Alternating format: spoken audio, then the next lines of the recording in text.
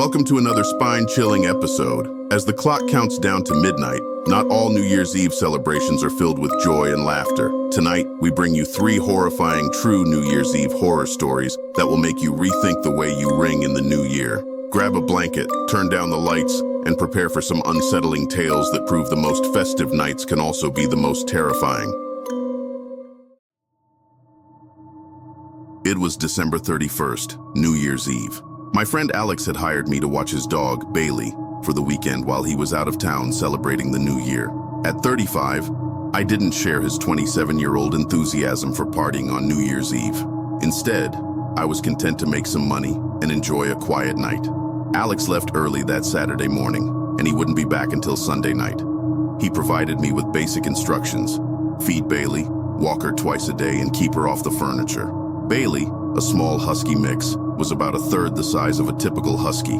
She was quiet and well-behaved, which is why Alex trusted me to watch her instead of hiring a dog sitter. I brought a backpack with my laptop, charger, toiletries, and a change of clothes for Sunday. Alex and I didn't have a long history.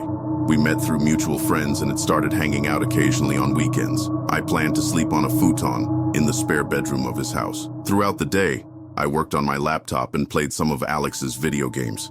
Later that night, I invited my girlfriend Trisha over with Alex's permission. He joked, "You better not mess up my bed," which was his way of saying it was fine for her to come over. Trisha was finishing work and would arrive after midnight, which meant I had to pass the time alone with Bailey, watching movies. Around 9 p.m., while Bailey lay by my feet in the living room, the doorbell rang. When I answered, a woman in her 30s stood at the door. She wore a hoodie and held a jacket. She introduced herself as Alex's girlfriend and mentioned she had left something behind. I offered to get it for her, but she declined, saying she knew where it was in his room. I let her in, and she went straight upstairs, closing the door behind her without latching it. I immediately texted Alex, surprised to learn he had a girlfriend. He hadn't mentioned her before. She was in his room for a while, and when she finally came back down, she thanked me and headed for the door. I attempted to strike up a conversation, asking how long they had been dating. She replied, "Too long," with a laugh, which made me think they might have just broken up. Worrying that I shouldn't have let her in, I tried to reach Alex. After a few calls, he finally picked up, sounding bewildered. "Who are you talking about?" he asked. I told him she claimed to be his girlfriend but didn't give me her name. He yelled, "You know I don't have a girlfriend. What did she look like?" I felt foolish as I described her, but he insisted he had no idea who she was. He then asked me to check his room to see if anything had been stolen. I had no idea what to look for, but I confirmed that the items he specified were still there. Alex was frantic, making calls and sending me pictures of different women, none of whom resembled the girl I had encountered. After an hour of silence, he finally texted, "I think I know who it was. Make sure she doesn't come back." I didn't ask any more questions and simply replied, "Okay, my bad." I realized Alex was dealing with some serious drama. I watched the ball drop alone, indifferent to the new year. Later that night, Trisha arrived and I recounted the strange encounter. She was shocked, but then a freakish coincidence occurred. Bailey perked up, looking at the front door just as someone knocked. They didn't ring the bell, and I refused to open the door. I called Alex multiple times, but he didn't answer, likely too drunk to feel his phone buzzing. Trisha and I fell silent, and eventually, the visitor left. Feeling unnerved, I decided to move to the spare bedroom with Trisha for the night. We started a movie, lying on the futon together. We fell asleep in each other's arms, but I was woken shortly after by Bailey's howling. Trisha stirred, and we found Bailey at the bedroom door, wagging her tail and howling. She then began to growl, staring at the door, and we heard footsteps on the wooden floor. To our horror, we recognized at least 2 pairs of footsteps approaching. Suddenly, the doorknob twisted, and a girl's voice called out, "Alex?" I glanced at Trisha, signaling for her to stay quiet. The girl wasn't alone. Another light tap at the door followed, and the voice demanded, "Who's in there? This is Alex's house." In a moment of panic, I shouted, "The cops have been on their way for a few minutes now, just so you know." The girl replied, "Who are you?" I whispered to Trisha to call the police, and she did, speaking softly into the phone. I declared loudly, "I dare you to do something. The moment you do, the cops will be here." I heard a whisper from the other side, followed by multiple footsteps retreating down the hall. We remained in the room, waiting for the police. Since the front door had been left wide open, the cops arrived quickly. I recounted the entire story, and after a few minutes, one officer spoke to Alex on the phone while I talked to another. The accepted conclusion was that the girl had taken a key from Alex's room earlier. Since it was late, Alex couldn't come home, and he begged me to stay the night. I sent Trisha home, feeling responsible for letting the girl in. I locked myself in the room with Bailey, wedging a chair against the front door as a makeshift barrier. By morning, the intruders hadn't returned. Alex came back earlier than planned. I won't share more private details, but he did tell me who he suspected the girl was, and the situation highlighted the need for caution in interactions with others. It seemed that the girl's intention wasn't to steal anything, which was the scariest part. Alex changed his locks immediately, and I couldn't imagine staying in that house after such an incident. A year has passed since then, and as far as I know, nothing else has happened, unless he's keeping the details to himself.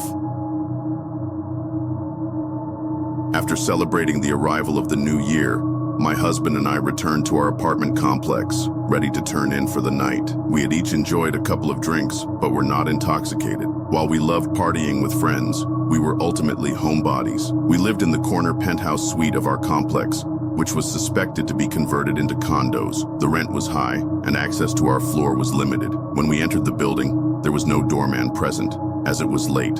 At least 2 a.m., the foyer was empty, and a flickering light added to the eerie atmosphere. We stepped into the elevator and pressed the button for the top floor. The ride was smooth, and I felt myself relaxing, eager to be home after a long night in heels. The elevator chimed, and as the doors opened, we turned the corner to our suite. There, we noticed a woman wandering down the hallway. Her dark hair was matted and obscured her face, and she wore a torn black lace dress. I don't think she had any shoes on. We assumed she was just intoxicated and lost, although we didn't recognize her. I glanced at my husband, who seemed equally perplexed. I asked if we should help her, but he suggested we wait, thinking she might be too drunk to find her way. The woman continued to shuffle along the walls, stopping to peer through the peepholes of each door. It was unsettling, but we dismissed it as a drunk woman searching for friends. Suddenly, she approached the door of an elderly neighbor, whom I'll call Tilly. Tilly was a sweet woman whose family rarely visited her. She often brought my husband and me baked goods,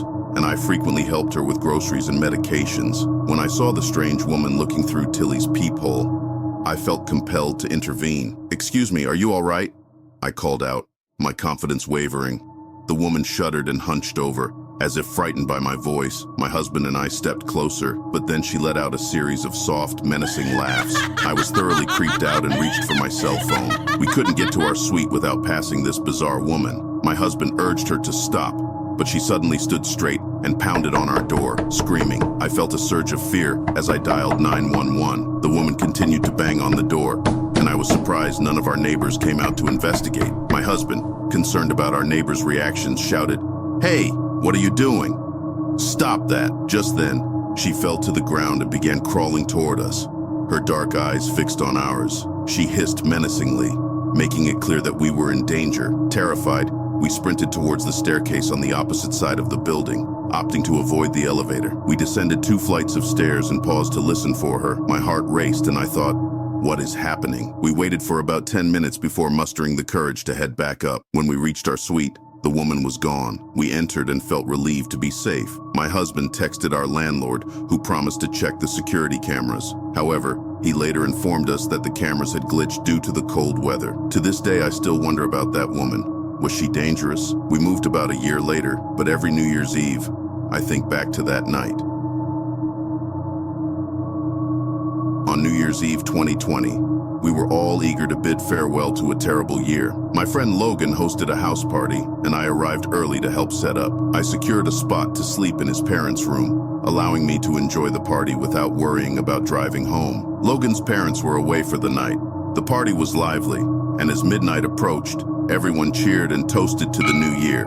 Slowly, guests began to leave for other parties, bars, or home. As the night wore on, only our close friends remained, and it turned into a relaxed drinking session in the living room. Around 3 a.m., the last of the guests departed, and it became quiet. We began hearing a strange creaking noise. At first, we dismissed it as a sound from the fridge or some other appliance, which is common in older homes. It was just Logan, me, and Cody, who was already dozing off on the couch. Eventually, the noise became too bothersome to ignore, so we decided to investigate. We headed to the kitchen, but found nothing unusual. As we approached the basement door, we realized the sound was coming from downstairs.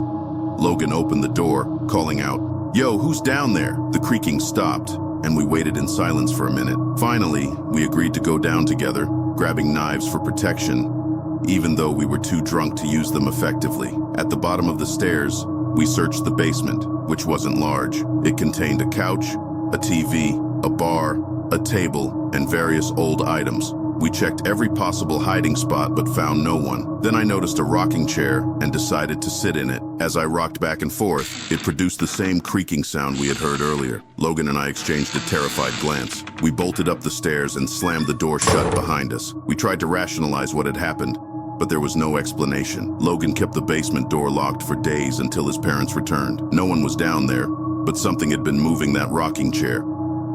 It had belonged to his late grandmother, and his mom kept it for sentimental reasons. I had never experienced anything paranormal before, and the incident still sends chills down my spine.